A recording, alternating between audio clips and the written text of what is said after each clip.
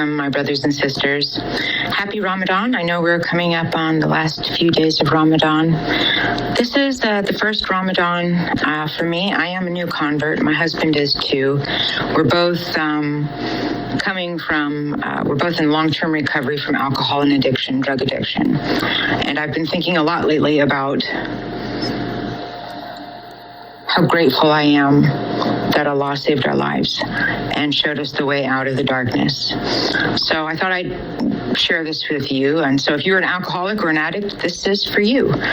Please note that I am reading what I wrote because I wanted to make sure I shared all my thoughts. And again, I'm autistic, so I'm a bit of a stickler for making sure I get all my points through. So bear with me.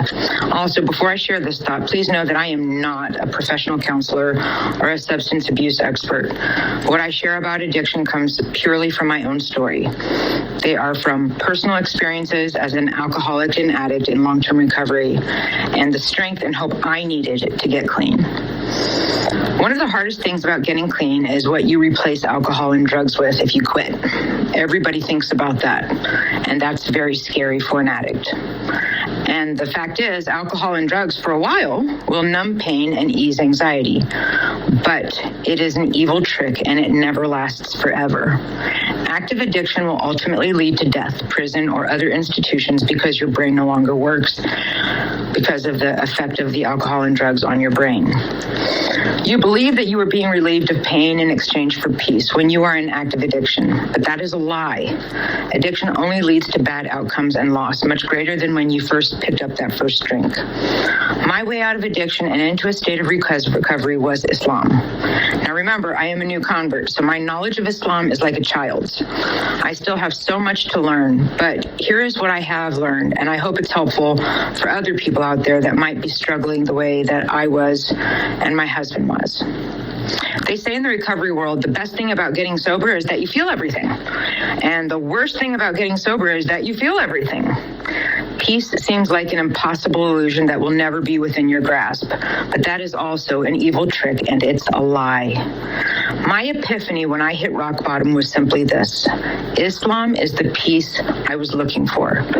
The thing I learned about peace is that it's not just a state of mind, it's an action.